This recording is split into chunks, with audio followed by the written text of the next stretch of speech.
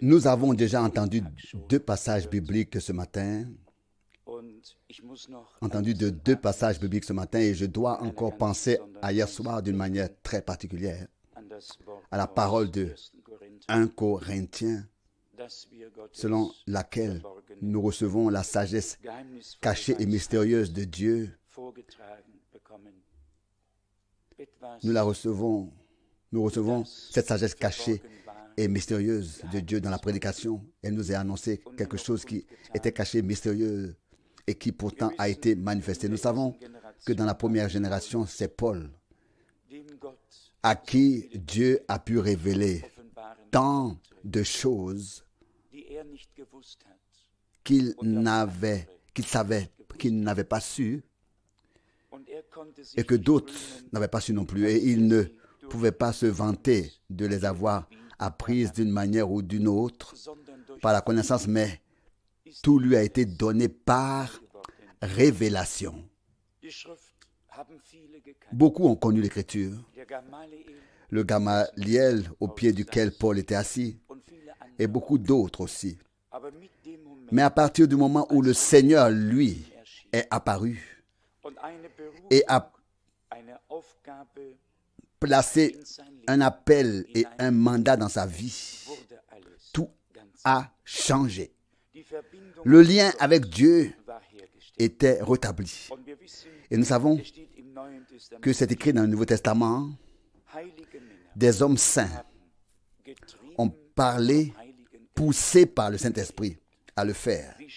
Ils étaient sous l'inspiration du Saint-Esprit. Et si nous considérons les apôtres, en particulier Paul, un homme à qui Dieu a accordé une telle grâce qu'il a écrit la plus grande partie de toutes les épîtres sur l'enlèvement, sur toutes les choses qui concernaient l'Église. Et ici, comme nous l'avons tous lu, il avertit l'Église. Il voulait la présenter au Christ comme une vierge pure.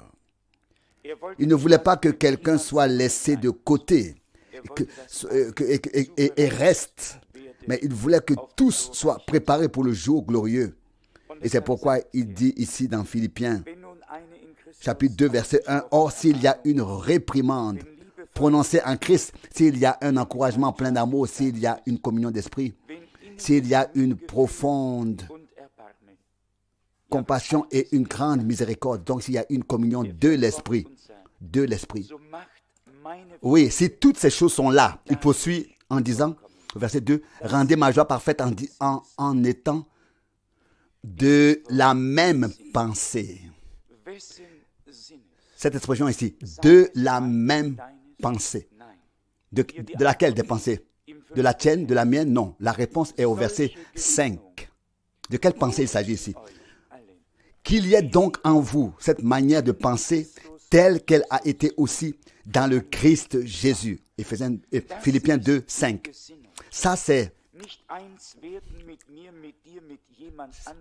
cette manière de penser que nous devons avoir. Ne pas devenir un avec moi, avec toi, avec quelqu'un d'autre ou avec la connaissance ici ou là de quelqu'un.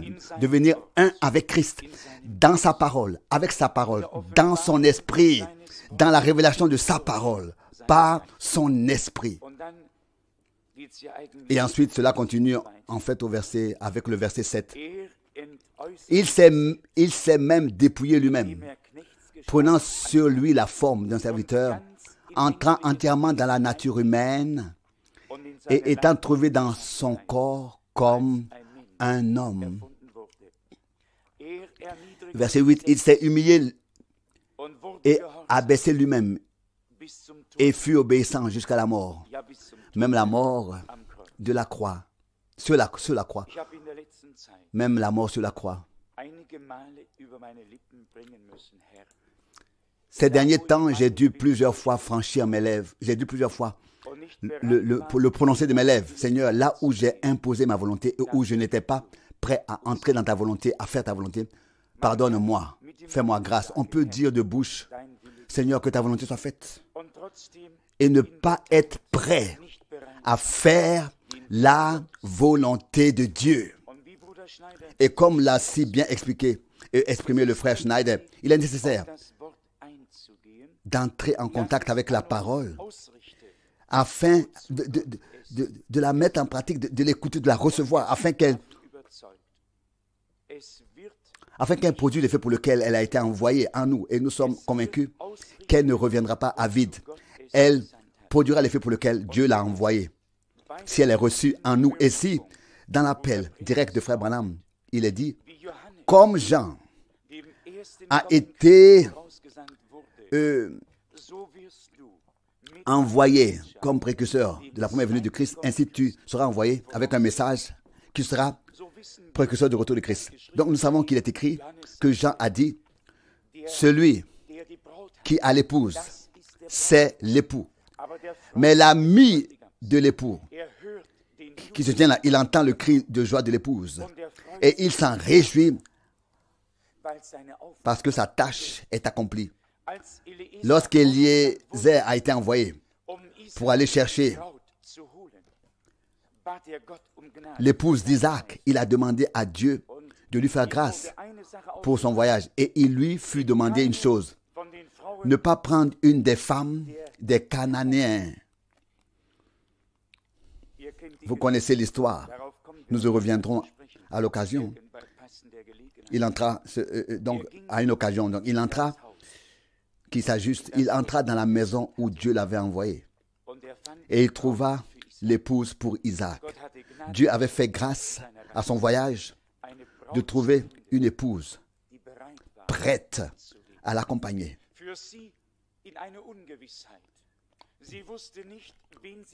Dans l'incertitude pour elle, n'est-ce pas? Elle ne savait pas qui elle allait rencontrer, ni ce qui l'attendait. Mais une chose était dans son cœur. Elle a dit oui et elle était prête à partir. C'est la position d'une âme d'épouse, d'une âme de l'épouse. Et si Dieu a envoyé un message, il doit y avoir un écho à nous. Et nous disons oui, même si nous ne savons pas encore exactement tout ce qui nous attend, ce que nous devons traverser, ce que nous rencontrons. Nous avons dit oui. Et quand le frère Schneider a dit que nous déciderions certaines choses différemment, c'est certainement vrai pour chacun d'entre nous. Mais il y a une décision que nous prendrions exactement comme nous l'avons fait, la décision de consacrer notre vie à Dieu. Nous la prendrions comme nous l'avons prise, parce que Dieu l'a mise dans notre cœur. Et toute décision divine, nous la prendrions de la même manière. À chaque fois, tout le reste doit être laissé à Dieu. J'ai lu très brièvement quelques versets de Romains 15, justement parce qu'il s'agissait aussi de consolation, d'encouragement, aussi dans la lettre aux Philippiens. Je voudrais lire dans Romains chapitre 15, quelques versets. Romains 15, verset 1 alors maintenant. C'est donc à nous, les forts, qu'il incombe de porter les faiblesses de ceux qui ne le sont pas et de ne pas penser avec complaisance à nous-mêmes. Non, que chacun de nous vive pour plaire à son prochain, pour son bien, pour son édification, pour qu'il puisse avancer. C'est écrit en parenthèse, pour qu'il puisse avancer. Ici, car Christ, et ici l'encouragement est encore plus important, car Christ aussi n'a pas vécu pour se plaire à lui-même, mais comme il est écrit, les outrages de ceux qui t'insultent sont tombés sur moi. Ainsi donc, tout ce qui a été écrit avant les temps a été écrit pour notre instruction, afin que par la persévérance constante et par la consolation que donnent les Saintes Écritures, nous restions fermes dans l'espérance. Vous savez, vous et moi, nous pouvons venir l'un vers l'autre avec notre consolation. Et la consolation est emportée par le vent. Mais si nous venons avec une consolation tirée de la parole de Dieu, si nous venons dire à un malade, oui, Tu peux croire peut-être que Dieu t'aidera. C'est une chose. Mais si nous pouvons venir et dire, il est écrit, il a porté nos maladies. Il s'est chargé de nos infirmités. Il a pris sur lui nos fautes et nos péchés. Et dans ses meurtrissures, nous avons été guéris. Et il est écrit, je suis l'Éternel, ton médecin. Alors, nous ne venons pas avec notre propre consolation, mais avec la consolation que la parole de Dieu nous offre à toi et à moi. Et alors, les choses se présentent tout autrement. Ensuite, alors vient la foi, ensuite vient l'assurance, ensuite vient la confiance. Et nous remarquons que ce n'est pas le frère qui m'a parlé, mais c'est Dieu qui a utilisé sa bouche et m'a parlé par sa parole et par son esprit. Et qui a posé mes pieds sur le sol de la parole de Dieu. Et maintenant, j'avance dans la foi. La consolation que les Saintes Écritures nous accordent. C'est la consolation dont nous avons tous besoin. Et Dieu, merci, il n'y a absolument pas une situation, pas un cas qui ait été oublié dans les Saintes Écritures, ou alors omis. Parfois, nous nous demandons, et frère Gross a mentionné très souvent, la vie de David, on lit des psaumes, et la plupart ont été écrits par lui, et on ne peut pas s'empêcher d'y faire référence. Mais il a dû passer par tant de chemins et de situations pour que nous puissions avoir la consolation que les Saintes Écritures nous offrent. Dieu a ordonné toutes choses d'une manière tout à fait merveilleuse. Pas une seule chose n'a été omise, ou mise de côté, ou oubliée. Partout, nous trouvons des situations qui s'appliquent à ta vie ou à la mienne et qui, à l'heure de l'épreuve et de la détresse, dans les Saintes Écritures, nous apportent à toi et à moi un réconfort qui vient des Saintes Écritures. Si les hommes voulaient peut-être encore apporter leur contribution, mais ce que Dieu fait, c'est bien fait. Et celui qui se confie en lui n'a pas bâti sur du sable. Il est si merveilleusement écrit ici que nous acceptons l'enseignement et que nous maintenons l'espérance par la persévérance, puis par la consolation qu'apportent les Écritures ou les textes saints. Cela ne s'arrête pas là. Cela va encore plus loin. Loué soit le Seigneur. Comme sa parole est merveilleuse. Et je me demande, la parole de Dieu nous submerge-t-elle encore? A-t-elle quelque chose à nous dire? Est-ce qu'elle nous émeut, nous touche, toi et moi, dans notre cœur? Ou est-ce que nous nous contentons seulement de l'écouter, de l'entendre, et nous l'apercevons et laissons-la passer comme ça après l'avoir écouté? Non. Il est écrit ici, au verset 5. Mais que le Dieu de qui viennent la persévérance et la consolation vous aide à avoir. Vous voyez? Mais de qui vient la persévérance? De qui vient la consolation? De Dieu. Toi et moi, nous n'avons rien apporté. Nous avons reçu tout de Dieu. Et c'est pourquoi nous avons déjà entendu hier soir que celui qui veut se glorifier dans le Seigneur, se glorifie dans le Seigneur. Et cela parce qu'il lui a fait grâce. Verset 5 encore. Mais que le Dieu de qui viennent la persévérance et la consolation, aurions-nous pu, toi et moi, persévérer jusqu'à aujourd'hui si Dieu ne nous avait pas soutenus et si Dieu ne nous avait pas accordé cette persévérance? Ça ne vient pas de nous, n'y pensons plus. Nous n'avons qu'à remercier Dieu et à louer son nom pour ce qu'il a fait et continuera de faire par grâce. Il est ensuite écrit, vous aide à avoir entre vous. Donc, ce Dieu de qui vient la persévérance et de qui vient la consolation vous aide à avoir entre vous une même pensée à la manière du Christ Jésus. Le frère Schneider a lu la parole de l'épître aux Éphésiens, aux Philippiens, et il est écrit que chacun, ou bien alors qu'il y ait donc en vous cette manière de penser telle qu'elle a été aussi dans le Christ Jésus. Philippiens 2,5.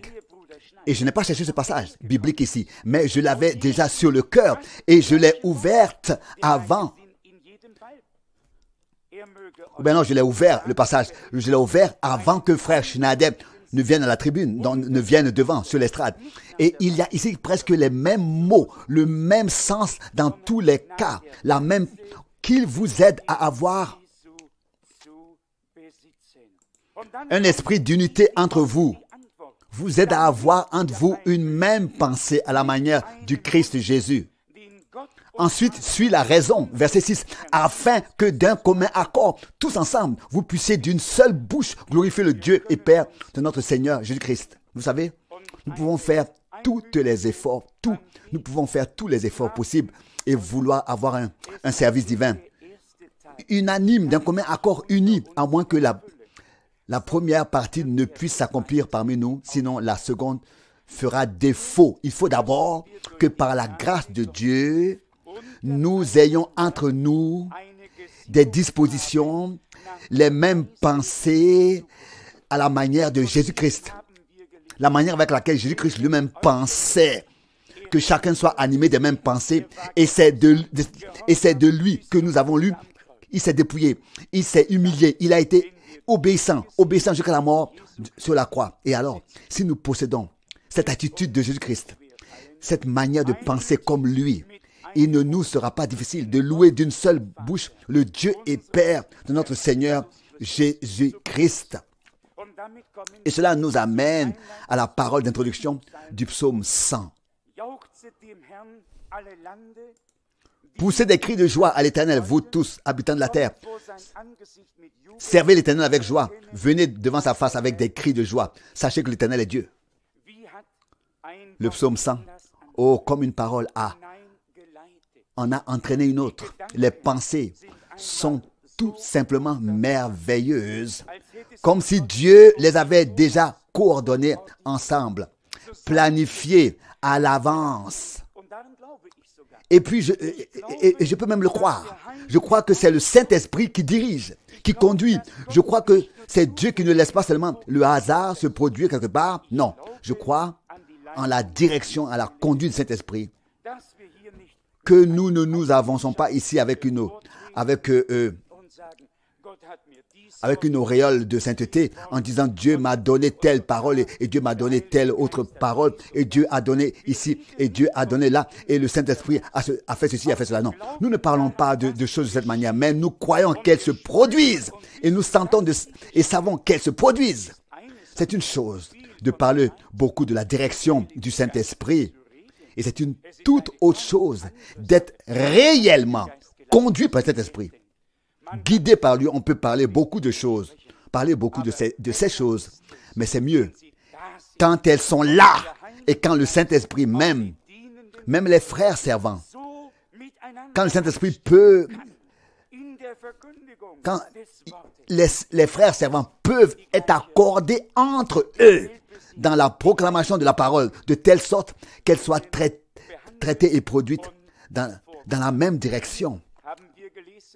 Après une prédication, quelqu'un ne peut pas venir apporter autre chose, mais on va dans la même direction, dans le même sens, les mêmes pensées. Nous avons lu ici la consolation que les Saintes Écritures nous accordent. Dans l'épître aux Philippiens, la consolation de l'amour et une réprimande prononcée en Christ, etc.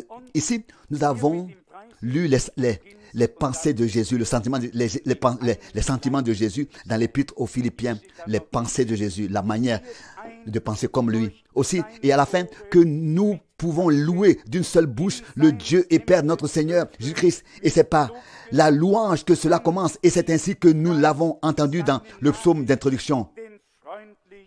Il est encore écrit ici au verset 4. Psaume 104, Entrez par ses portes en rendant grâce dans les cours de son temple, en chantant des louanges. Rendez-lui grâce, glorifiez son nom, car l'Éternel est bon. Nous sommes parfois désagréables quand les choses ne nous conviennent pas et comme on le dit dans le langage populaire, si nous avons un pouls dans le ventre, bien que ce ne soit guère possible, mais on le dit ainsi, alors ça en est fini de la gentillesse, n'est-ce pas, de la douceur, etc.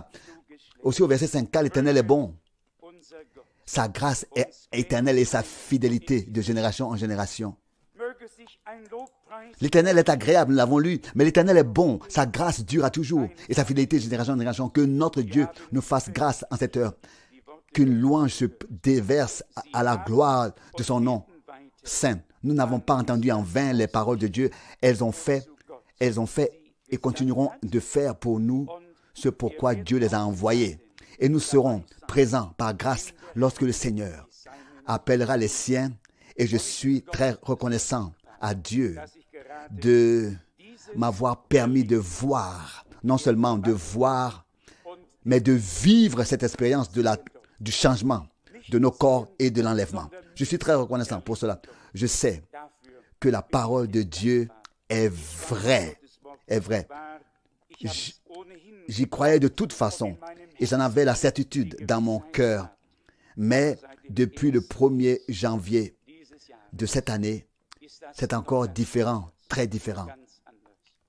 Celui qui a fait une fois une telle expérience surnaturelle avec le Seigneur, personne ne peut plus la lui enlever. Elle lui restera pour l'éternité.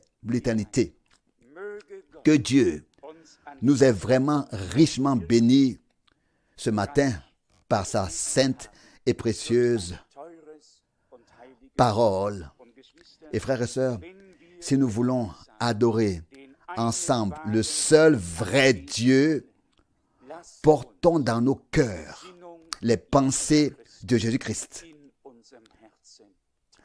afin, donc les sentiments, la manière de penser de Jésus-Christ, afin que notre adoration atteigne aussi le trône de grâce de notre Dieu. Que cela soit fait au nom de Jésus. Amen. Amen. Louange et action de grâce à notre Dieu. Nous avons à nouveau entendu des paroles très précieuses. Je ne pense pas qu'il soit nécessaire de dire autre chose. Mais quand on est assis et qu'on entend cela, on ne peut que se réjouir dans le Seigneur. Et puis on voit comment la parole s'enchaîne ainsi, l'une dans l'autre, que nous la lisions dans la Nouvelle Alliance ou dans l'Ancienne Alliance, et en particulier ici, comme il est dit si merveilleusement, le Dieu de qui viennent la persévérance et la consolation, comme on a lu dans Romains 15. Alors je me suis souvenu directement dans le prophète Ésaïe, au chapitre 51, de cette merveilleuse déclaration que le Seigneur Dieu lui-même prononce ici par l'intermédiaire du prophète.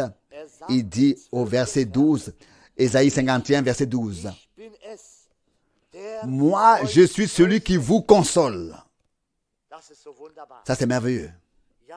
C'est tellement merveilleux. Oui, c'est cela, la consolation. Elle vient des Écritures, elle vient de Dieu. Et frère Franck l'a déjà dit merveilleusement, il a si merveilleusement exprimé.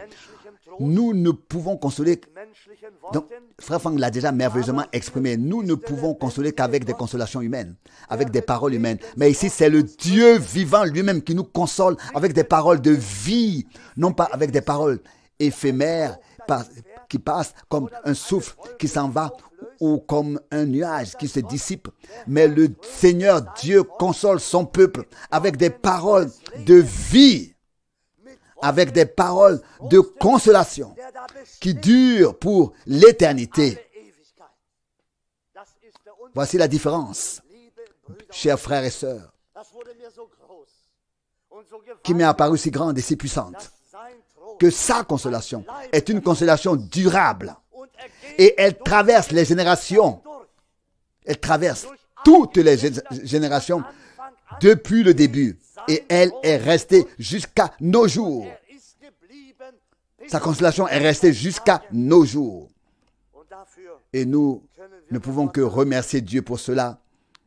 Oui, Il est notre consolation. C'est moi qui vous console.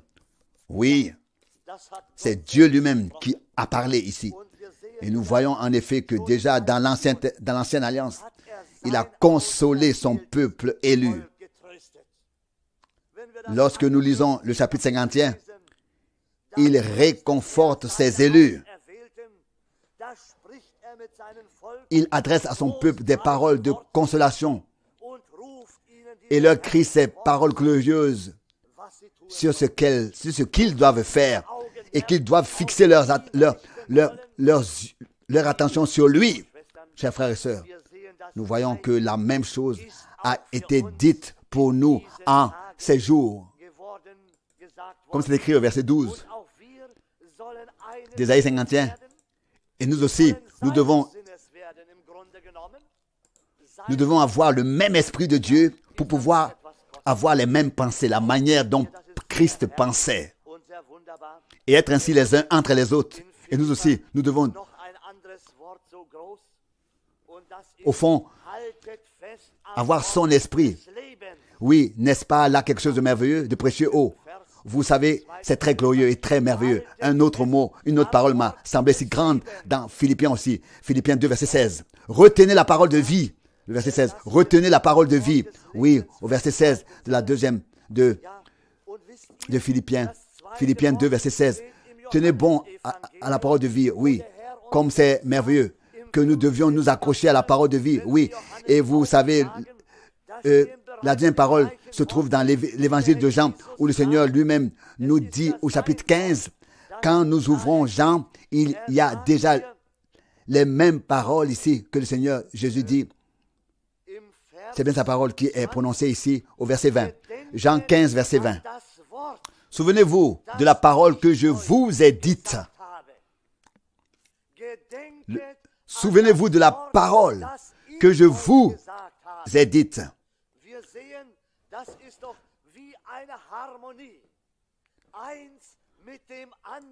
Alors nous voyons que c'est comme une harmonie. L'une avec l'autre sont si merveilleusement liées. Paul dit aux Philippiens, retenez la parole de vie. Philippiens 2,16. Mais ici, le Seigneur dit, souvenez-vous de la parole que je vous ai dite. Est-ce nécessaire? Je pense que si elle n'était pas nécessaire, elle ne serait pas écrite. Paul ne l'aurait pas reprise. Mais le Seigneur Jésus aussi, il a attiré l'attention de ses disciples et de ceux qui étaient autour de lui sur ce point. Il a dit, souvenez-vous de la parole que je vous ai dite. C'est très important, chers frères et sœurs. Pas n'importe quelle parole, mais sa parole que nous devons nous rappeler et que nous devons garder. Je voudrais particulièrement insister sur ce point.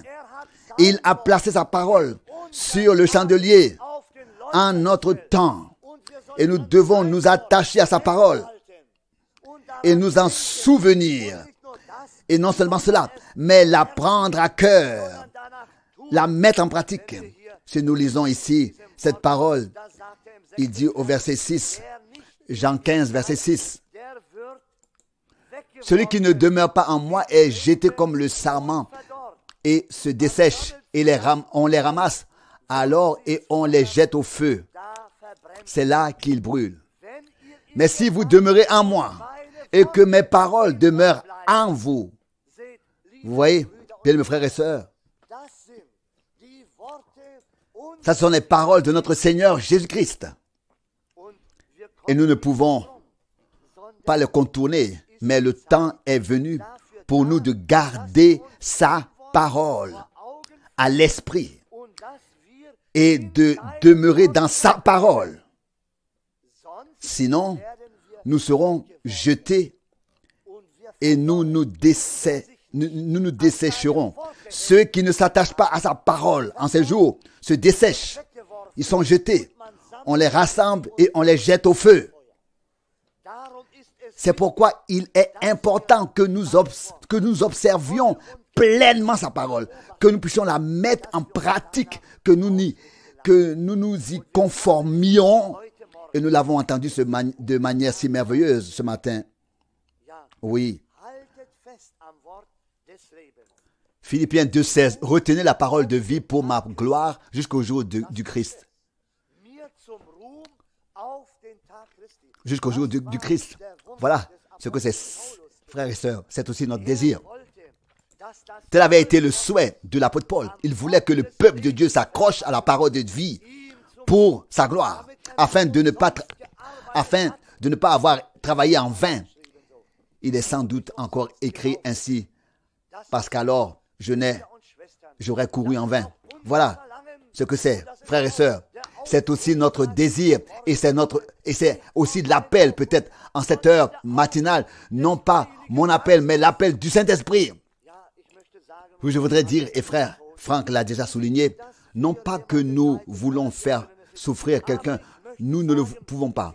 Mais je voudrais dire que nous ne venons qu'en état de faiblesse et que nous prononçons ces paroles en tremblant. Je voudrais dire avec Paul, comme nous l'avons entendu hier soir, dans 1 Corinthiens au chapitre 2, verset 3, je suis venu à vous dans la faiblesse, oui, dans le tremblement et l'anxiété. Il en est de même pour nous. Vous savez, si je peux m'exprimer ainsi, quand je pense au service divin, quand ils doivent commencer, nous sommes là dans le tremblement et l'anxiété. Nous ne savons parfois pas quoi dire. Parfois tout nous reste caché. Mais vous savez, quand l'heure arrive et que nous devons ouvrir la bouche, oh, vous savez, nous ne sommes pas de ceux qui préparent leur réunion. Je suis parfois si reconnaissant après coup, et je ne peux que remercier Dieu et dire au Seigneur, comme tu as été miséricordieux en cette heure encore, car qui suis-je ou qui sont mes frères, qui sommes-nous pour produire quelque chose? Je vous le dis, nous ne voulons rien produire de nous-mêmes.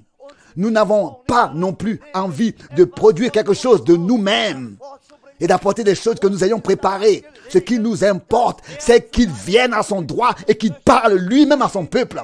À chaque heure, à chaque fois que nous nous réunissons, que sa parole puisse prendre forme en nous jusqu'à ce que nous soyons transformés pour son jour de gloire, pour son apparition. Frères et sœurs, j'ai dit cela une fois,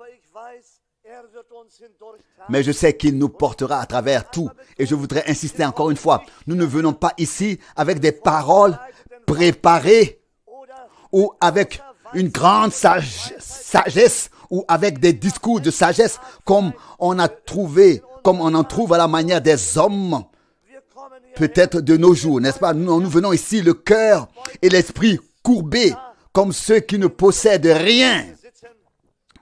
Notre seul désir est que l'Esprit Saint, le Saint-Esprit lui-même, vienne à nous et qu'il nous conduise et nous dirige et nous guide. Frères et sœurs, je peux vous le dire, il l'a fait. Il nous a fait grâce jusqu'à cette heure. Il nous a toujours aidés. Car qui sommes-nous? Possédons-nous un don de parole? Avons-nous le don de avons-nous quelque chose à montrer aux autres? Au fond, rien du tout. Nous sommes les plus pauvres parmi les pauvres. Et que pouvons-nous apporter? Mais je voudrais dire une chose. Je me glorifie de la grâce de mon Dieu. Je loue le Seigneur de tout mon cœur et je lui fais confiance. Et je lui dis merci de nous avoir aidés ainsi que mon cher frère. Je veux m'en tenir à sa parole, à la parole de Dieu et dire que ce que l'Écriture dit, tout le reste est de toute façon nul et n'a pas de valeur ni de consistance. Mais ce que dit sa parole est éternel et elle restera valable pour toute l'éternité. Je suis tellement reconnaissant, frères et sœurs, pour toutes ces paroles réconfortantes que nous avons pu lire aujourd'hui. Nous savons qu'il s'agit parfois d'une parole courte, mais c'est quand même sa parole. Et nous en sommes si heureux et si reconnaissants. Nous pourrions continuer à lire, mais je pense que nous en avons assez entendu et que nous lui devons des remerciements. Même ce matin, nous devons, comme nous l'avons entendu, entrer dans ses portes en rendant grâce et en chantant des louanges, frères et sœurs. Déjà venir ainsi dans cette disposition. Et c'est ce que nous voulons faire en tout temps, tant que nous sommes ici sur terre. Veux-tu le faire? Vais-je le faire? Oh oui. Vous savez, nous n'avons rien à apporter. Tout est dans le Seigneur et tout vient de lui et nous voulons donc l'honorer à nouveau et exalter son nom. Levons-nous et adorons-le. Nous te remercions encore ensemble, Dieu, pour cette grâce que nous avons de pouvoir encore se présenter ainsi devant toi, ô Seigneur. Nous te remercions pour ce jour. Seigneur, nous te remercions pour ta parole puissante. Nous te remercions pour la conduite et la direction de ton Esprit Saint. Seigneur, je te remercie pour mes frères, pour toutes les sœurs, pour tous ceux qui sont venus. Que tu puisses les bénir tous. Que tu puisses, Seigneur, laisser personne repartir sans être béni. Ô Seigneur, reçois l'adoration, reçois la louange, reçois de tous nos cœurs et nos bouches à tous, Seigneur, car tu es digne de recevoir la louange, la gloire et l'adoration. Et c'est à toi seul que reviennent l'adoration et la louange. Alléluia. Seigneur, et nous sommes donc heureux de pouvoir marcher avec toi jour après jour jusqu'à ce que nous passions de la foi à la vue. Alléluia. Seigneur, si tu veux continuer à être avec nous que tu puisses continuer à être avec nous dans nos foyers, dans nos familles.